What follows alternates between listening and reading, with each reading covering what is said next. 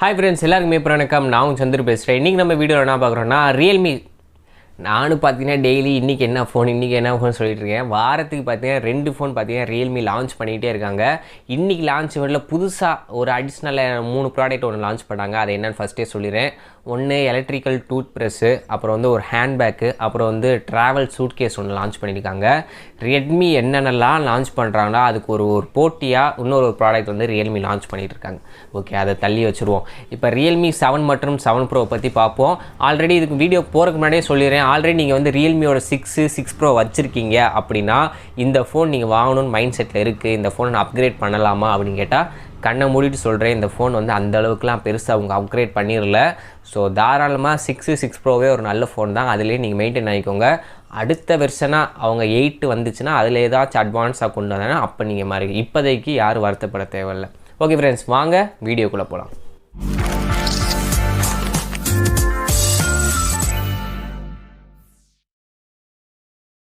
Okay friends, first Realme 7க்கும் 7 Proக்குமே சின்ன வித்தியாசம் தான். ஸோ ரெண்டையுமே நான் கம்பேர் பண்ணியே சொல்லிடுறேன். அப்போ தான் உங்களுக்கு ஈஸியாக புரியும். ஃபஸ்ட்டு டிஸ்பிளேல இருந்து ஆரம்பிப்போம்.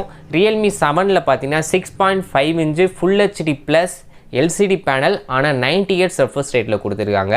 7 Proவில் பார்த்தீங்கன்னா 6.6 inch full HD plus AMOLED display, ஆனால் no refresh rate with normal 60 Hz panel தான்.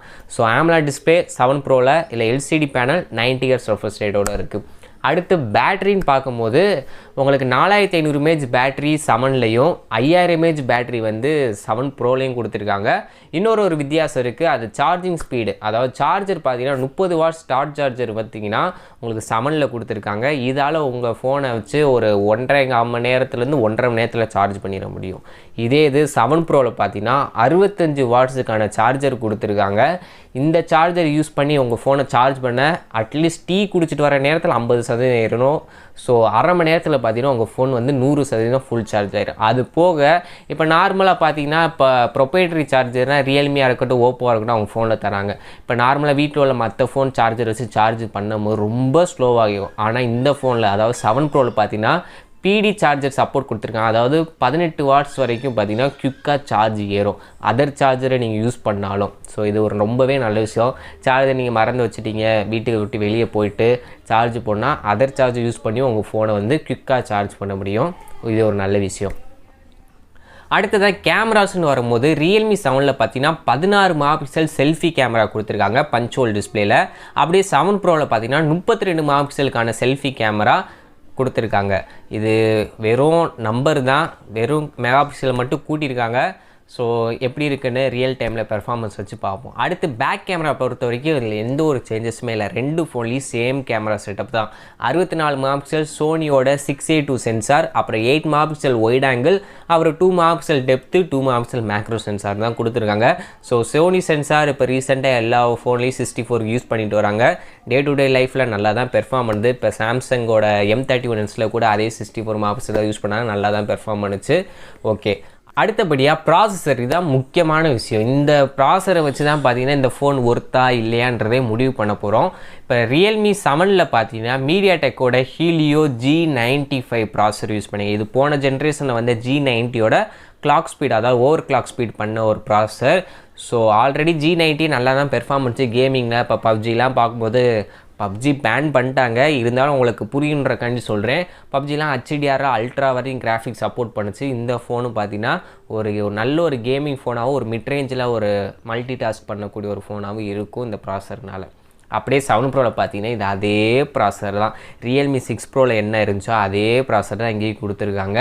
Snapdragon 720G processor. இப்போ ரேட்டுக்கு வரேன், அப்போ இருக்குது இந்த 7 Proக்கு.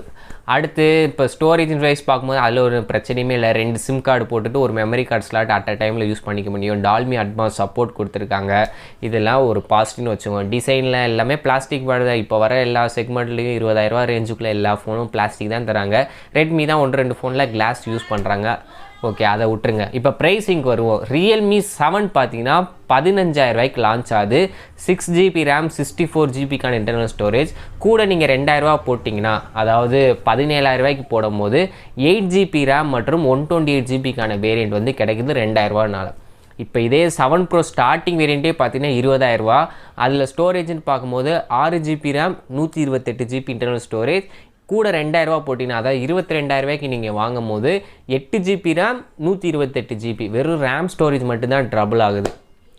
ஓகே, இப்போ 22,000 ரூபாய்க்கு இந்த Realme 7 Pro வாங்கலாமா அப்படின்னு கேட்டிங்கன்னா மிகப்பெரிய கொஸ்டின் மார்க் தான். ஏன்னா 22,000 ரூபாய்க்கு இவங்க என்ன தராங்க? AMOLED டிஸ்பிளே, 5000 mAh பேட்ரி, 65 வாட்ஸ்க்கு சார்ஜருக்கான ஒரு குவிக் சார்ஜர் சப்போர்ட் இருக்குது. இதெல்லாம் பாசிட்டிவ்னு வச்சுக்கோங்க. ஆனால் ப்ரைஸிங் வந்து இவங்க 18,000 ரூபாய்க்குள்ளே பிடிச்சிருந்தாங்கன்னா நானே சொல்லியிருப்பேன், இது வந்து ரொம்ப சூப்பரான ஃபோன், 18,000 ரூபாய்க்கு ஒரு வேல்யூ ஃபார் மணியாக இருக்கும்னு. ஆனால் உங்கள் ஐரன் வேரியண்ட்டான 8 GB RAM 128 GB ஸ்டோரேஜ் 22,000 ரூபாய்க்கு லான்ச் பண்ணியிருக்காங்க. உங்களுக்கே தெரியும், நீங்கள் கூட ஒரு 3,000 ரூபா போட்டிங்கன்னா 27,000 ரூபாய்க்கு Realme X3 சூப்பர் ஜூம், அது வந்து பார்த்தீங்கன்னா ப்ராசர் வைஸும் சரி கேமரா வைஸும் சரி ரொம்பவே சூப்பரான ஒரு ஃபோனாக இருக்குது Realme சைடு இருந்தே. அப்படி இல்லையா ஒரு AMOLED டிஸ்பிளே வேணும் அப்படின்னா ரெட்மியோட K20 Pro 23,000 ரூபாய்க்கு, சம்டைம் ஆஃபர்லாம் 22,500 ரூபாய்க்குலாம் கிடைக்கும். அதில் AMOLED டிஸ்பிளே இருக்குது, 855, ஒரு pop-up camera, full view display. அதுவும் பார்த்தீங்கன்னா ஒரு ஆல்ரவுண்டர் ஃபோனாக இருக்குது AMOLED டிஸ்பிளே வேணும்னு நினச்சிங்கன்னா. இல்லை எனக்கு OnePlus அந்த மாதிரி பிராண்டடாக போயிட்டீங்கன்னா 5,000 ரூபா போட்டிங்கன்னா நார்மல் 664 வேரியண்ட் இருக்குது. ஆனால் அந்த மெமரி கார்டு போட முடியாது. இருந்தாலும் இந்த மாதிரி ஆப்ஷன் இருக்கும்போது அவங்க ரேட்டை வந்து அவங்க கொஞ்சம் யோசித்து வைக்கணும்னு நான் சொல்கிறேன். 17,000 ரூபாய்க்கு ஃபிக்ஸ் பண்ணியிருந்தாங்கன்னா அந்த 7 Pro பெட்டர் ஆப்ஷனாக இருந்திருக்கும். இப்போ 7 பார்க்கும்போது ஒரு 15,000 ரூபாய்க்கு ஒரு 90 Hz டிஸ்பிளே, 13 வாட்ஸ் சார்ஜர், ஒரு குவிக் சார்ஜ் கிடைக்கிது. இந்த மாதிரி Realme ஃபேன்ஸ் ஆல்ரெடி இருப்பீங்க. 15,000 ரேஞ்சுக்குள்ளே ஃபோன் பார்த்தீங்கன்னா இது ஒரு Redmi 9க்கு ஒரு Note 9க்கு ஒரு காம்படிட்டராகவே இந்த ஃபோன் இருக்கும். ஸோ 7 வந்து நல்லா பண்ணியிருக்காங்க. G95 ப்ராசர், ஹை பெர்ஃபார்மன்ஸ் கொண்ட ப்ராசர். ஆனால் 7 Pro வந்து சொதப்பிட்டாங்க தான் சொல்லணும். தயவு செஞ்சு அந்த ஃபோன் வாங்குறதுக்கு முன்னாடி 1க்கு 10 தடவை யோசிச்சு வாங்க. அதோட பெட்ரு ஃபோன்ஸ்லாம் பார்த்தீங்கன்னா மார்க்கெட்டில் அவைலபிளாக இருக்குது.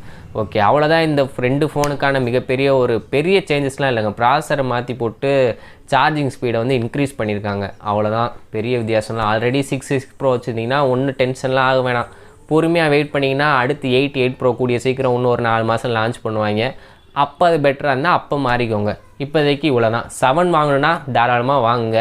7 Pro வாங்கணுன்னா கொஞ்சம் யோசிச்சு நல்ல ஃபோனாக வேறு ஒரு பிராண்டில் இருக்குது, Realme X3 இருக்குது, அதை சூஸ் பண்ணிக்கோ. ஓகே ஃப்ரெண்ட்ஸ், அவ்வளோதான் இந்த வீடியோ உங்களுக்கு பிடிச்சிருக்குன்னு நினைக்கிறேன். பிடிச்சிருந்தா மறக்காமல் லைக் பண்ணிடுங்க. நம்ம சேனலை சப்ஸ்கிரைப் பண்ணலைன்னா சப்ஸ்கிரைப் பண்ணிடுங்க. மேற்கொண்டு இது போன்ற வீடியோவில் சந்திக்கிறேன். அது வரைக்கும் நன்றி, வணக்கம்.